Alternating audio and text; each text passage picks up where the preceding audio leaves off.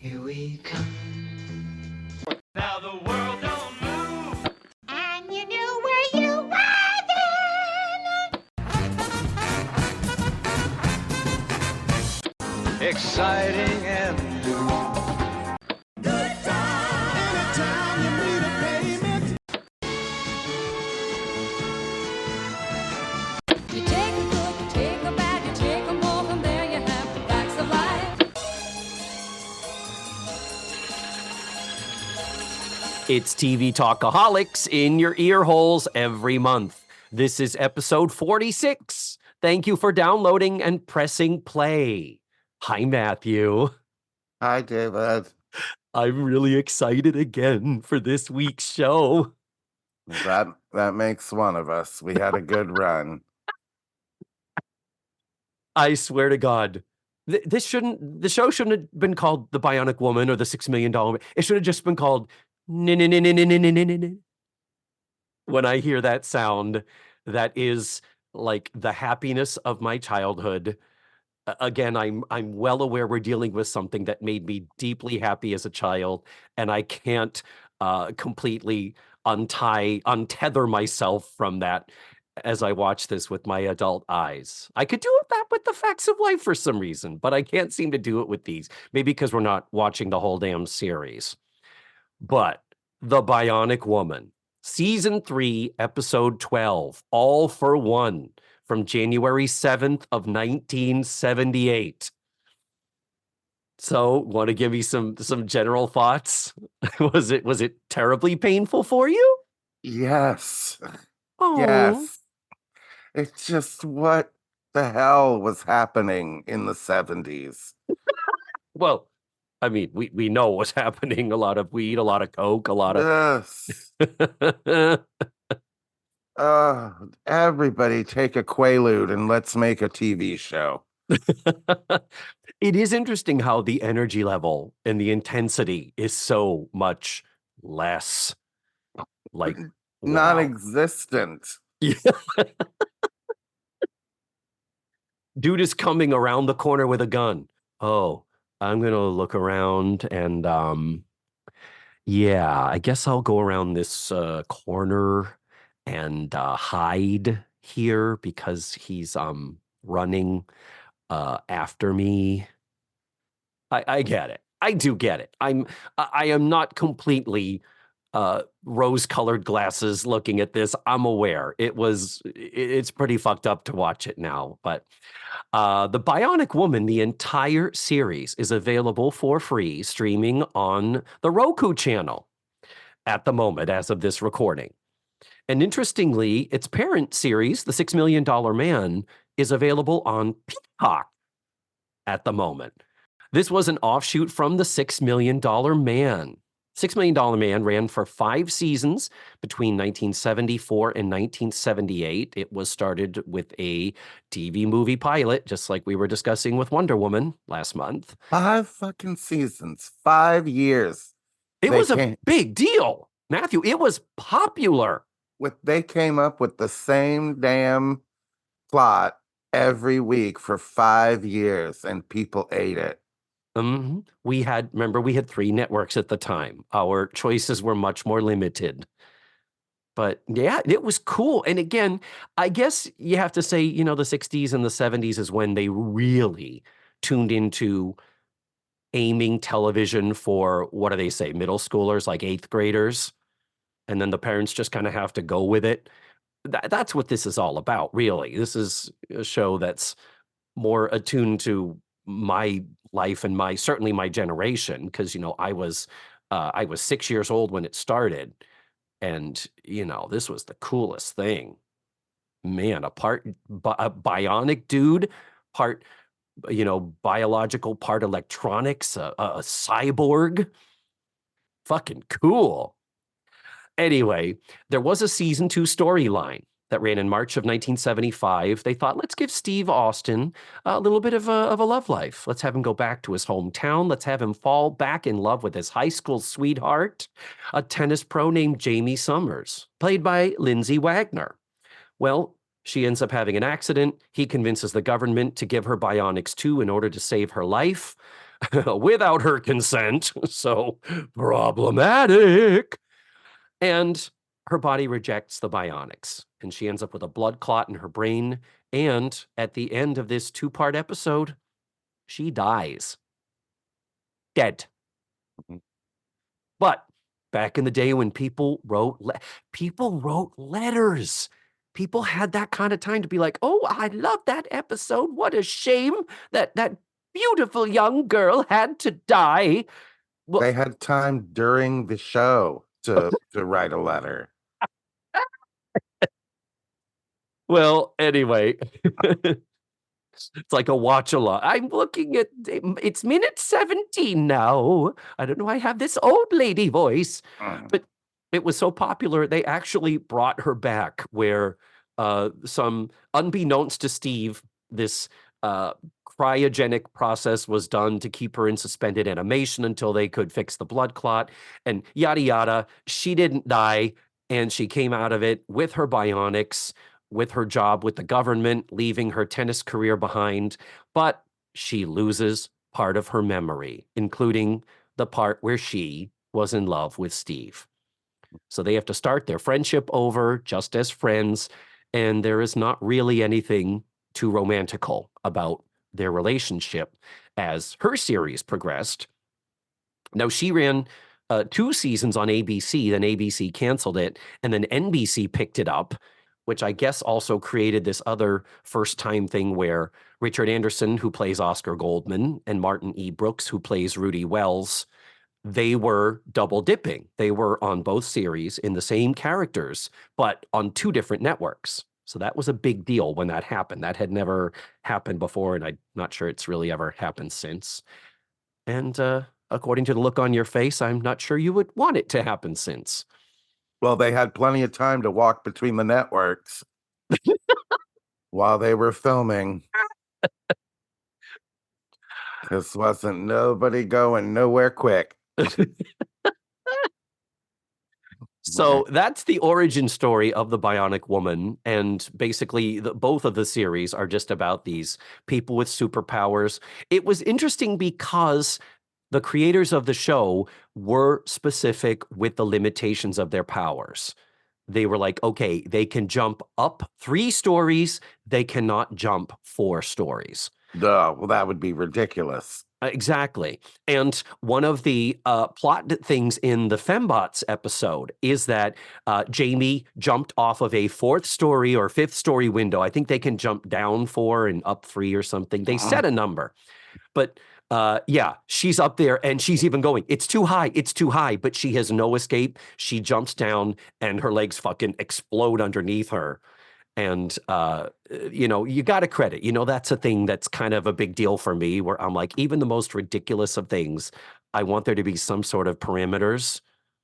Because if Sure. you don't, you get a fucking show like, American Horror Story Coven, where it's like, oh no, they've killed one of our witches. Oh, but we can bring them back to life when we feel like it. And oh no, she's been blinded. Someone threw acid in her face, or oh, she can just do some witchy spells and come out of it in a couple of more episodes, a couple more weeks. It's like, go fuck yourself. Jesus. Ryan Murphy. Yeah. Anyway, Very upsetting. yeah. So there were a couple of crossover episodes where they went back and forth. And I've previously said on the other podcast that it was a big deal that, like the Fembots episodes, that was a 3-parter that started with Bionic Woman, went over to $6 Million Man, and came back to Bionic Woman. That was before the network jump. So that was when they were still all on ABC. And those are not in the $6 Million Man package. They're in the Bionic Woman package, and they're called Kill Oscar, and they are fucking awesome. The Fembots episodes are the shit. Forget Austin Powers, guys. You need to see the OG Fembots. They are creepy AF, and they still haunt my nightmares. Ooh. And there was also a Bigfoot carryover, where they discover Bigfoot. Oh. Yeah. Turns out, Never what? watched an episode of this or $6 Million Man. So these are all words. the Yeah. youth. I'm just telling you all that you've missed by not enjoying this series, Matthew, which is why Yeah. you need to watch them all, binge them today if you Mm. can. But yeah, there's there's Bigfoot episodes where Steve Austin encounters Bigfoot. I actually watched those a few nights ago, and it's like, wow. But spoiler alert, Bigfoot is not a big creature thing. Bigfoot's actually bionic, and he's brought here by aliens from another planet. I have no Yeah. reason to watch that episode now. Nope. Sorry, I had to spoil it. Had to do it. But I do want to ask you, I want to get your feelings and your thoughts. Yeah. What is it about these women-centric shows that spoke to us as kids? Me, I loved The Bionic Woman. I loved Laverne and Shirley. I loved Wonder Woman. I loved One Day at a Time. I mean, obviously the gay thing, feeling, identifying with women versus dudes and men and stuff. But what is it there? What are your thoughts on that? I don't know that I have thoughts on it. I think, I mean, there's some gays that are into NASCAR. Mm-hmm. I'm not it. Yeah. Yeah, we know gays who are into football and, Eric Pinder's into hockey, but he's Yeah. also into opera, so queer. But yeah, I don't know. To me, I look back and for me personally, I guess because I've never been a guy, I've never been a dude, I've never played sports. The only thing I can identify about myself that is kind of uh especially male or masculine is I do like a sleek sports car. A sports car driving down the street will turn my head. And I do like the smell of a new car interior, Matthew. Mm. Right on. But that's about it, really. That's the straightest thing about you. Hmm. Hmm. But can you think of anything else that I don't have the ability to see in myself? No. I mean, well, other than the me-centrism and the narcissism and all that shit, of course, that's, that's because I'm a Leo. I don't count that. Hmm. Anyway, to me, it's just fascinating to look back at these are the shows. And as you can tell, this is a show that makes me happy at the core of my soul, just for the memories, just for the nostalgia.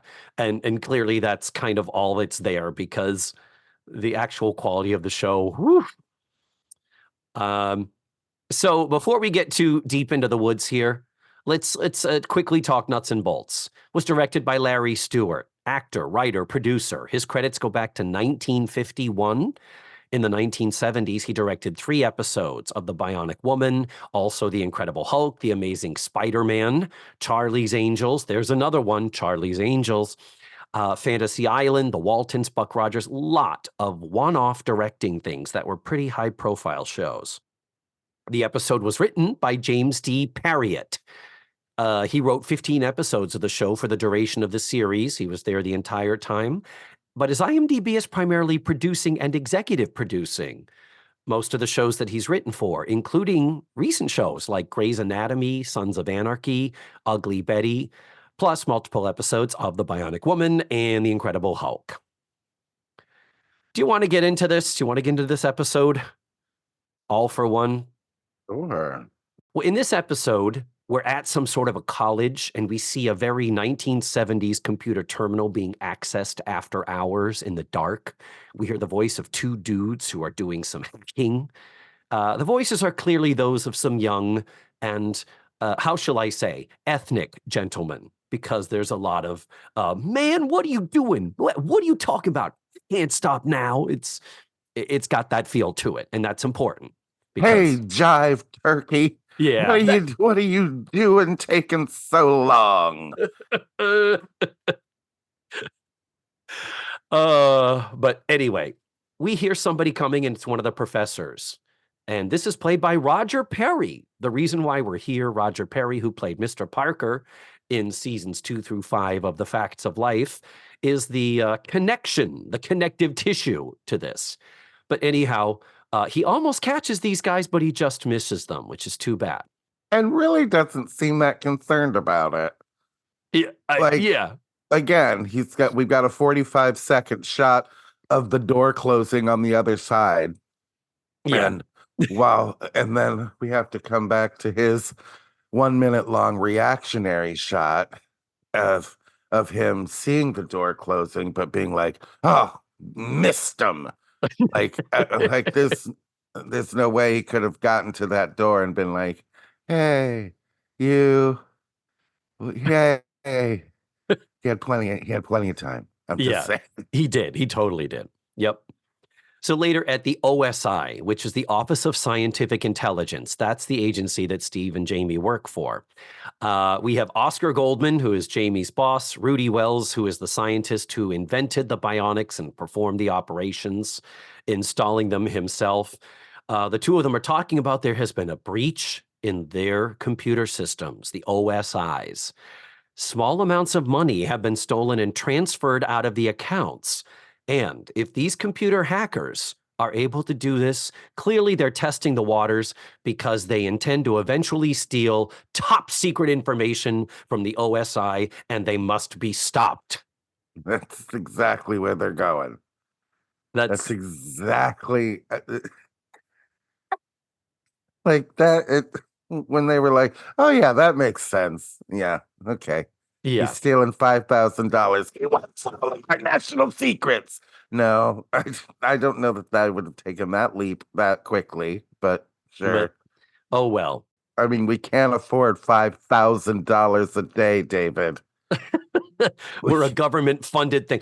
Steve Austin cost $6 million, literally. Yeah. It's in the title, but These this is people are very worried about $5,000. yeah. I mean, in 1978, that was a lot of money. Did you look up how much it was? No, because I was laughing too hard.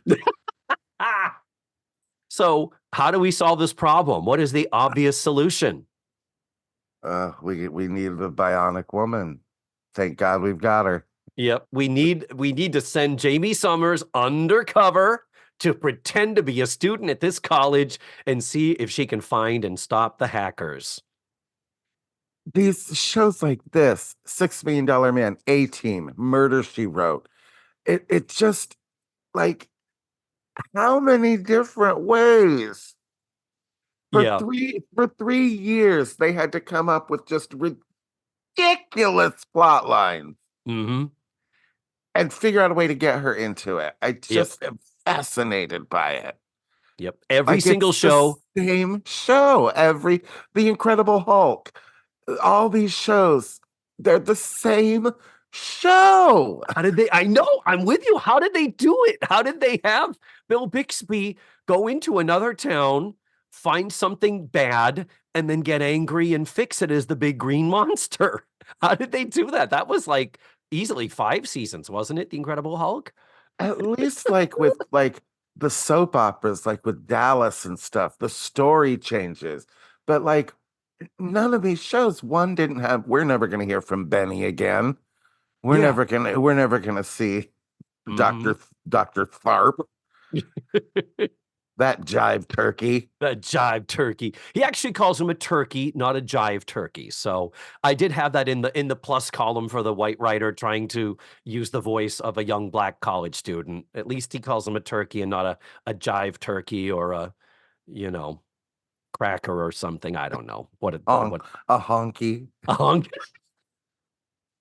Like Charlotte Ray on the All in the Family. I was the only honky there. But oh my God, how many episodes? I swear to God, you could take Policewoman, Charlie's Angels, this, Wonder Woman.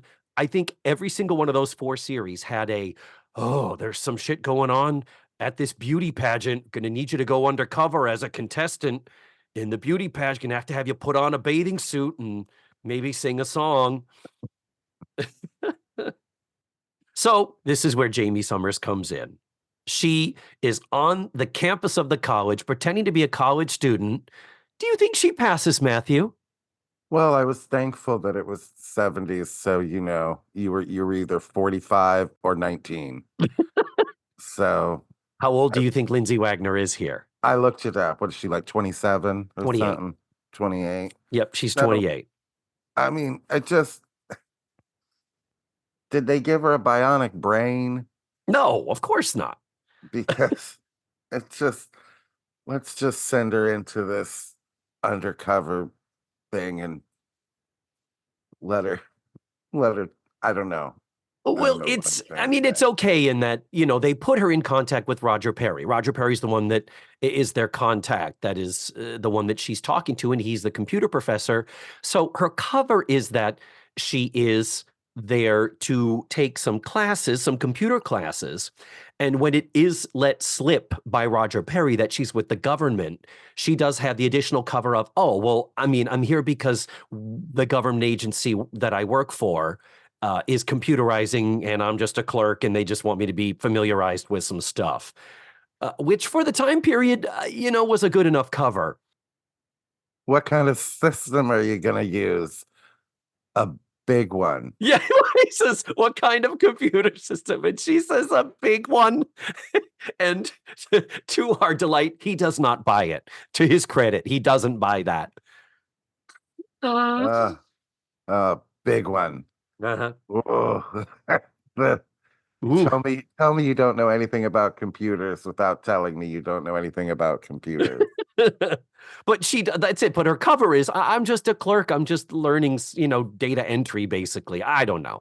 For the time, I mean, 78, this was still very early. The infancy, I mean, we didn't even really have home computers. Yeah, I mean, we didn't. It hadn't been invented yet. While we're talking about age, Lindsay Wagner's 28. How old do you think Richard Anderson and Martin E. Brooks are as Oscar Goldman and Rudy Wells? 35 and 30 and 39. Uh, if I had said you were correct, no one could refute that. But actually, Richard Anderson is 51. Martin Brooks is 52. Jesus. Yeah. And I'm sorry, when they're both on screen together, I'm like, well, if this doesn't look like toupees on parade, Jesus. And with the longer hairstyles of the 70s, the fact that the sides and the back are a little overgrown and flipping and curling and stuff, but they have these perfectly coiffed, straightened, plastered down uh, things on top of their head. It's just, oh, bless their heart. Mm. So interestingly, it's one of those things where so Jamie's undercover.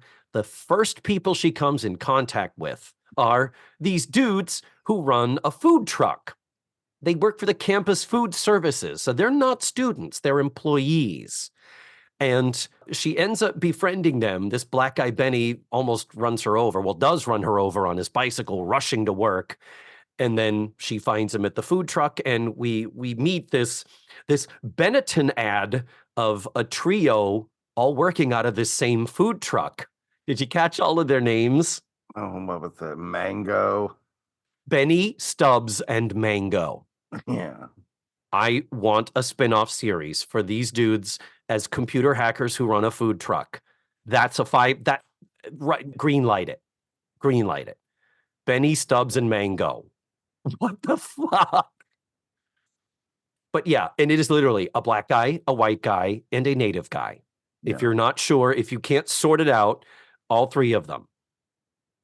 And of the three, Benny and Stubbs are clearly the actors. Mango, the native guy, he has some moments where you're like, ooh.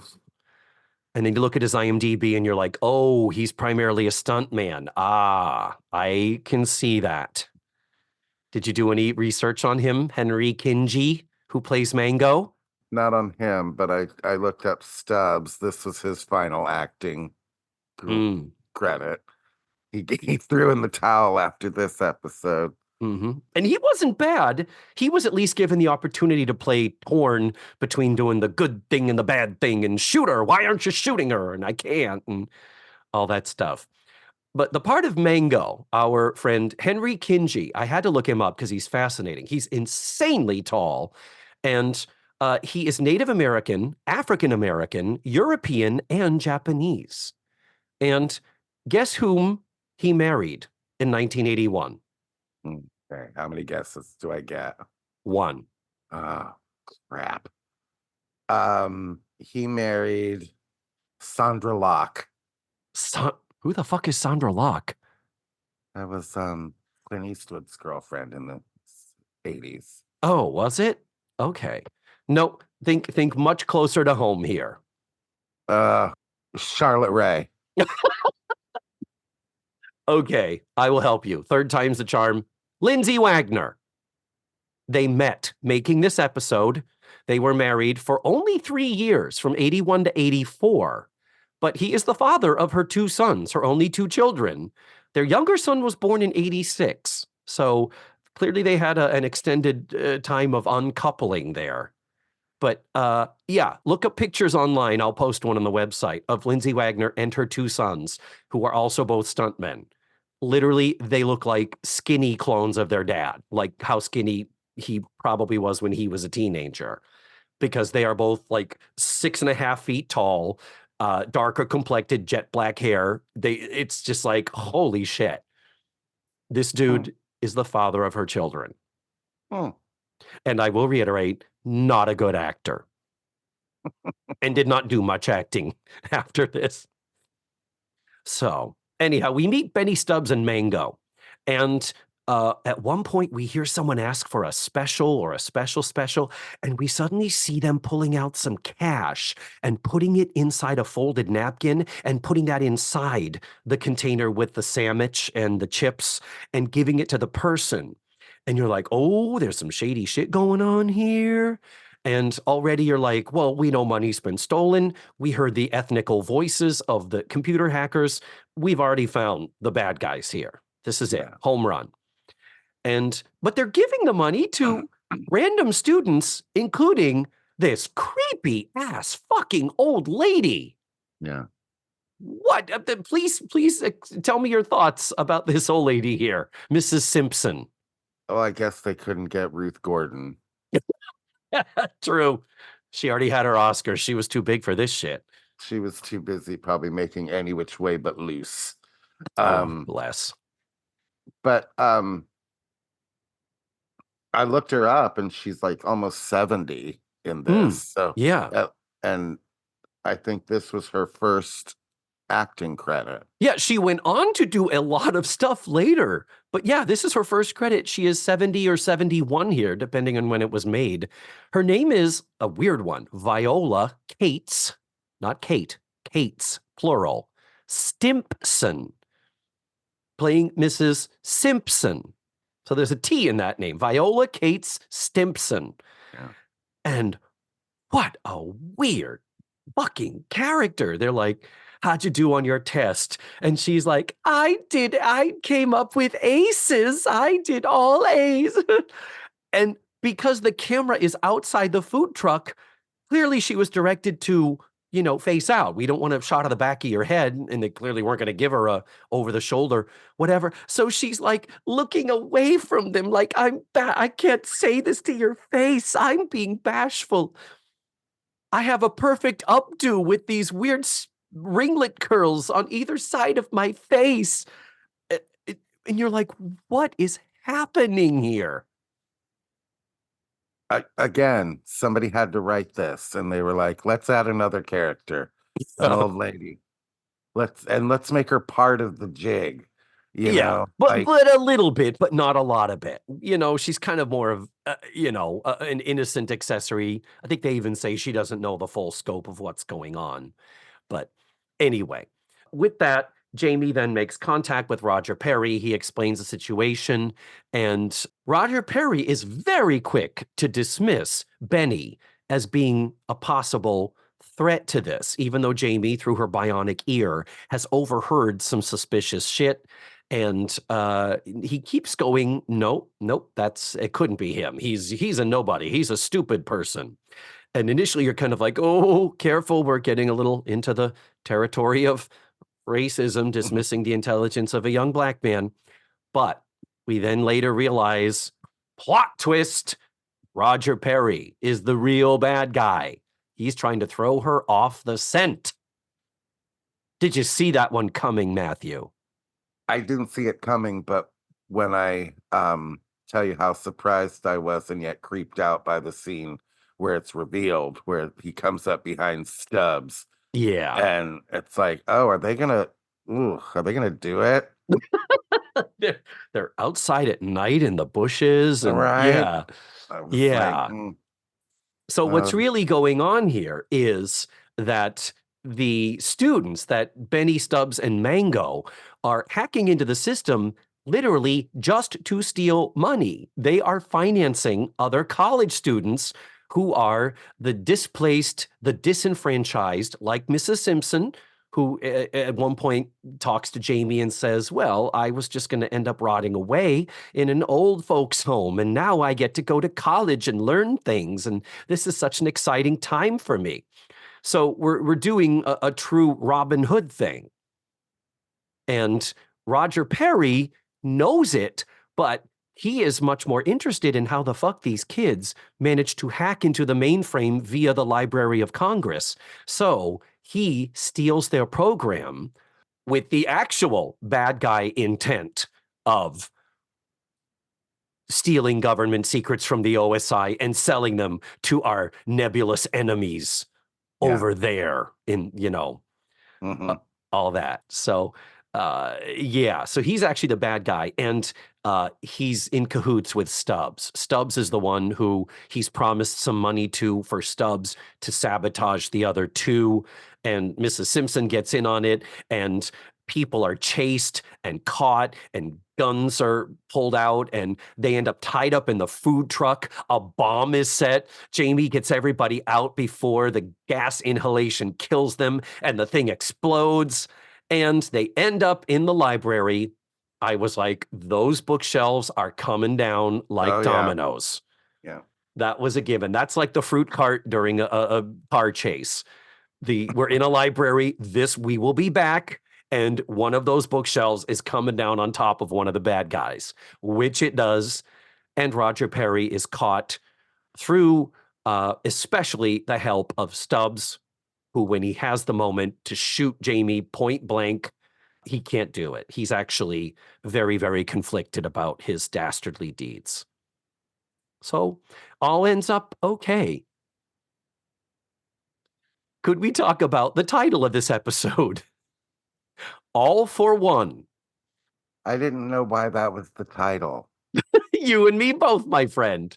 I think somebody thought that that was a Robin Hood quote, because this is a stealing from the rich and giving to the poor situation.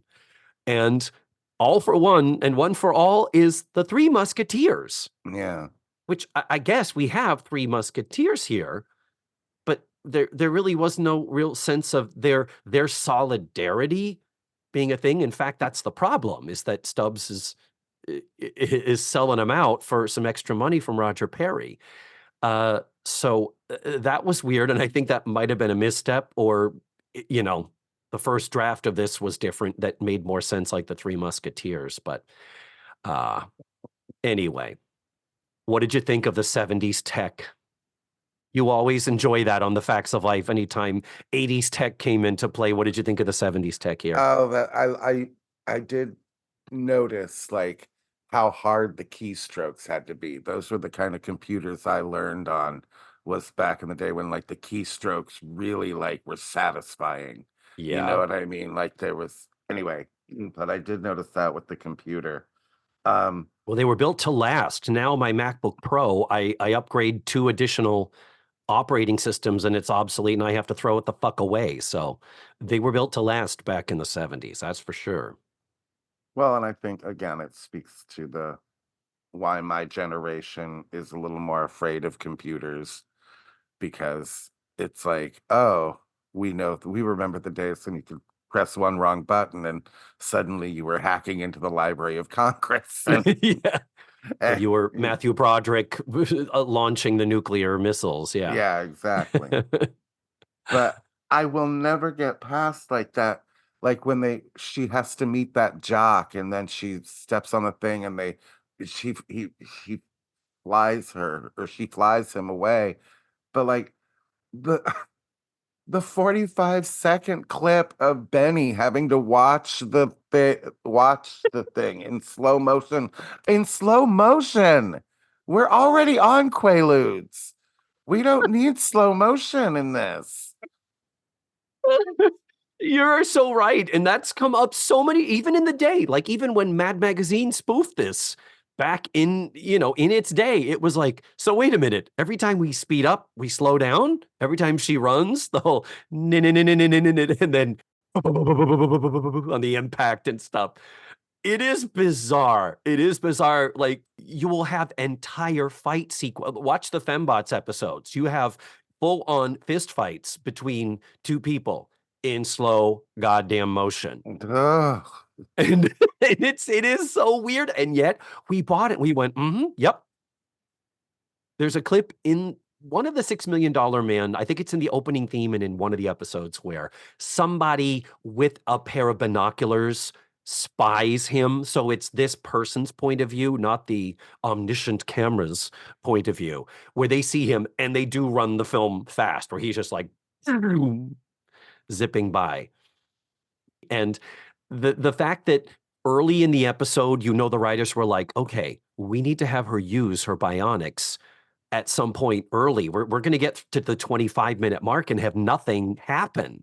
So they have the boys in the food truck unable to open one of the gigantic cans of ketchup because the can opener's broken. And she's like, oh, I'm pretty good with can openers, and takes it, turns her back to good. And we see her use her thumbnail on her right hand only, because it's only her right arm that's bionic. We see her use her thumbnail on this clearly tinfoil top, clearly, and then hands it back, and they're like, whoa, you really are good with can openers, lady. Wow. And then when the jock is being deeply chauvinistic and inappropriate and fucking putting his hands on her, you goddamn creeper, he's on a concrete stool, and in front of Benny, she steps on one end of it and catapults him like a fucking tiddlywink over the bushes. And yeah, because of the slow motion, Benny's watching it, just like, oh, and nothing is said. Nothing is said about it after. But not even like a holy cabooses. It's literally like an eye roll almost. Like Yeah. like his face is not saying, oh my God, she just shot this son of a bitch 10 feet in the air. Nothing about that. Yeah, he's a just like, spectator, he's not like, reactor. holy caboose. It does nothing. Holy shit, what the fuck? No, How not high even. am I right now? Not even. It's like he eye rolls watching the guy fly through the thing. And So we have these two very, very innocuous uses of her superpowers before we get into actual things like, breaking locks and breaking chains. And I had to laugh in Rudy's lab at the beginning when Rudy and Oscar are talking about the situation and the problem, how it's that computer room with the refrigerators with the reel-to-reel tapes. And at one point he pulls out an 11 by 14 post binder with the two covers with a fan folded printout with the green and white stripes in it, and this teletype typewriter print. And his the other thing is he ran a background of who could be the person that might be able to do this with our computers. And it's like, well, clearly it's a person that has a PhD. Clearly it's a person who's an adult. Clearly they're over 30. Clearly they're not a black student. Clearly they don't work in food service. It's like, whoa, you got it all wrong, Mr. Computer. You underestimated these kids. He's going to grow up to be Richard Pryor in Superman 3. How did you program that code to launch the missiles?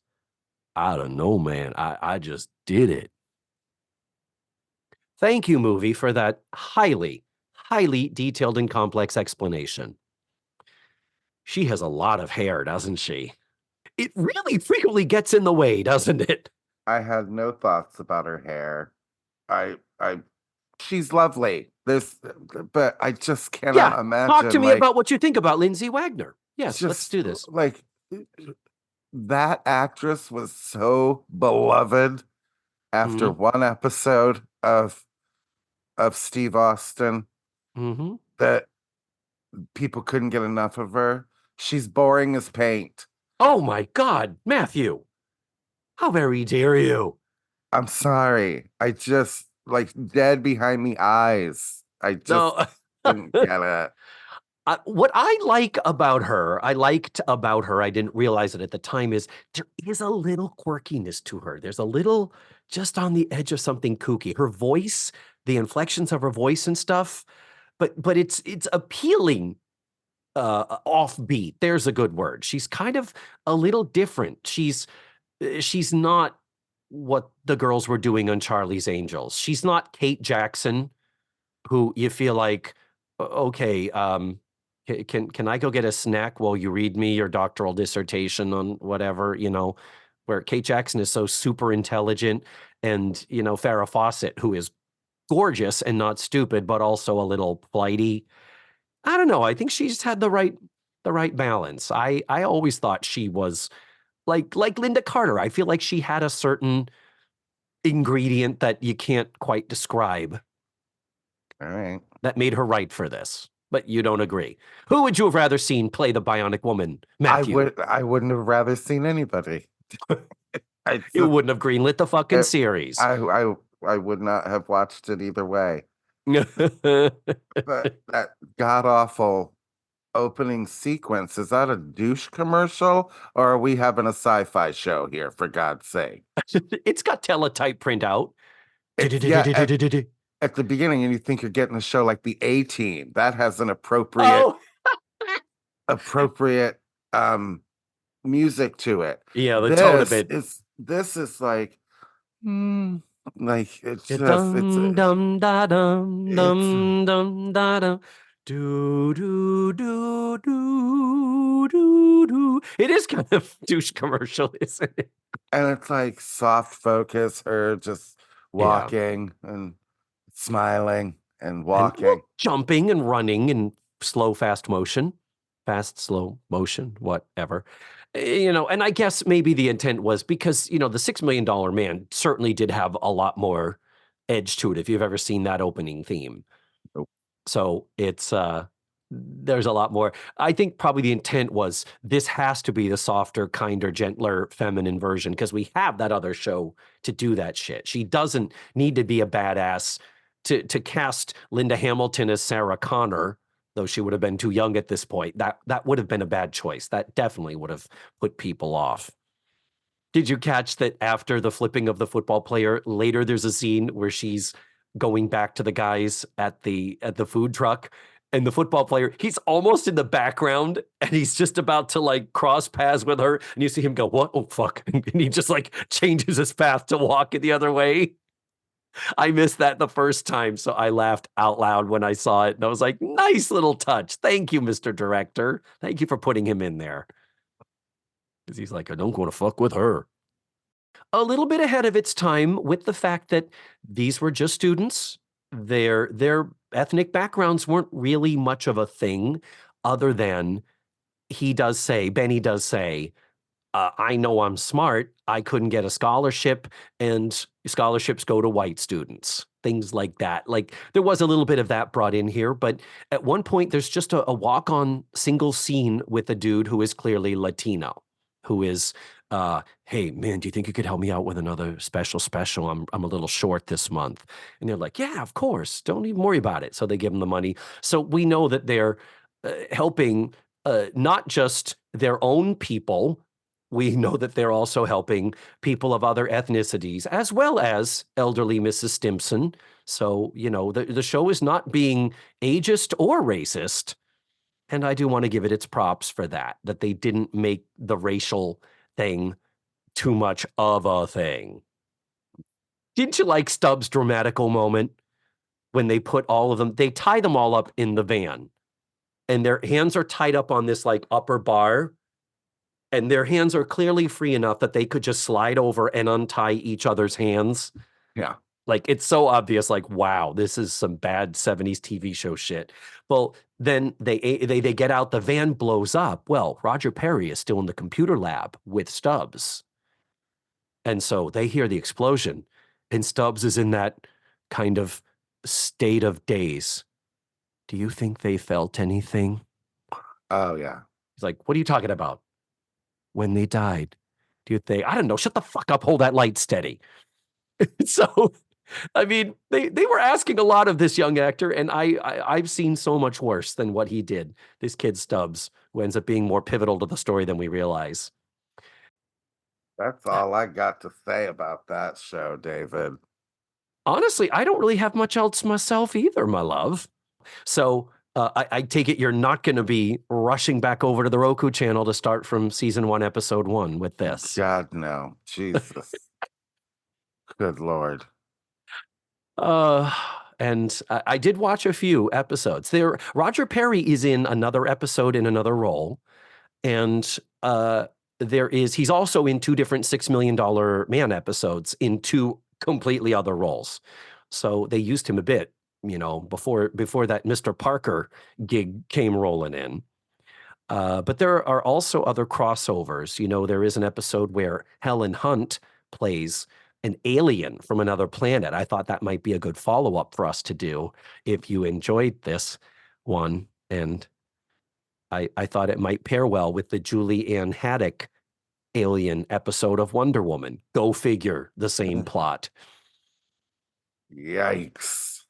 I guess we'll go back to the drawing board on this one, huh? Oh, and the last thing I do want to say about this, production values wise, both the $6 Million Man and the Bionic Woman have this weird thing where they do a lot of fixing in post, where you're looking at a scene and a frame, and suddenly it will dramatically zoom in to one item on the screen. And you can tell it's not a zoom done on the day of the shoot. You can tell it was done in post-production. And they do it all the time. I would have expected this season 1 before they kind of hit their stride and figured out how to, what the visual rhetoric was going to be of the series and all that. But they seem to do it consistently. And so my thought is, so did they just never care? They were just like, shoot this one wide angle. If we want a close up, just fucking fix it in post. So that's weird. Did you notice that? Did you have any sense of that? Or is that just me being super duper obsessive? Super duper obsessive. Did not notice it. Yeah. Wouldn't put it past him to not really want to. Who said that? The words, let's try that again. Yeah, let's do another take. Not said. Yeah. Yeah. I mean, true. It's an hour-long show, single camera. That's a lot to put out every week. That is a wicked lot. So it could just be that they were like, nope, we don't have time. The post is the only cushion we have. But the thing with me, when you see things in post like that, back in those days, you lost a generation of film quality, of the quality. It suddenly looks a little bit grainier. And anytime there's like a fade out to black, or there's a superimposition or a dissolve or something, you notice that in these older shows. Now, of course, with digital, it's undetectable. You don't lose any quality because it's all done on the computers. But anyway, so Matthew, want to talk about next month? Oh God. Do you want to talk about what we might do and talk about next month on TV Talkaholics? What's that? I was thinking I would let you choose. Oh God. And here I will preface this by saying, our close personal friend Ken Reed was just on the show talking about The Girl Most Likely To. And on that, he told me that he had Dan Frischman coming up on an episode of his show. That episode dropped, got to listen to it. Super nice guy. Dan Frischman played Carl Rocky Price in Kids Can Be Cruel, the Facts of Life episode where Blair is trying to sell off her big pink box. Yeah. That's the one they did on the live reenactment of it. So because Dan Frischman also was on every episode of Head of the Class, you say there are great musical episodes of Head of the Class where they do full-scale musicals. Mm. The show is streaming completely on the Freevee channel. So would you do me the honor of picking which one you think would be a good one for us to do? And we will already commit right now that next month will be an episode of Head of the Class with one of the musical performances. Hmm. Hmm. I don't mean you have to pick it right now, this very Oh, second. I okay. just mean I Okay. need you. I'm just looking for your buy-in. That's all. Okay. Yep. Okay. Yeah, that Yeah. would work for you. Yeah. Good. And I know you watched Head of the Class growing up, right? Mm-hmm. Yeah. See, that's more of a you show than a me show. I was a little old, and you're so much younger than I am.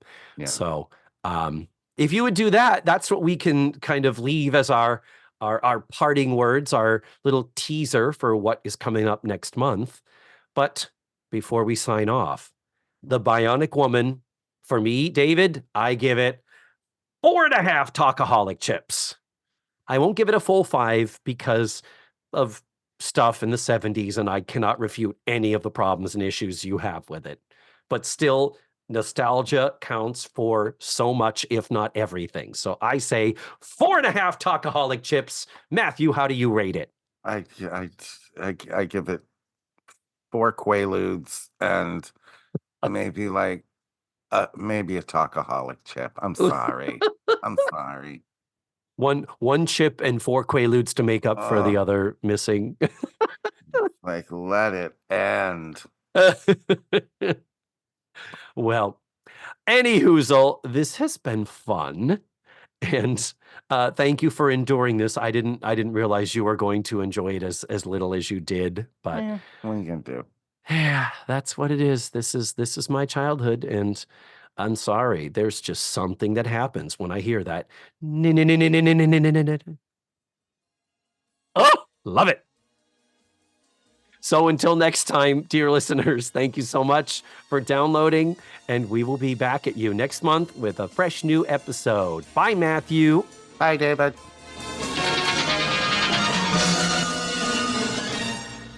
We'll make you happy. Come and knock on our door. Where we're moving on now. 1, 2, 3, 4, 5, 6, 7, 8, Schlemiel. That uncompromising, enterprising, anything but tranquilizing. Here's the story. You take a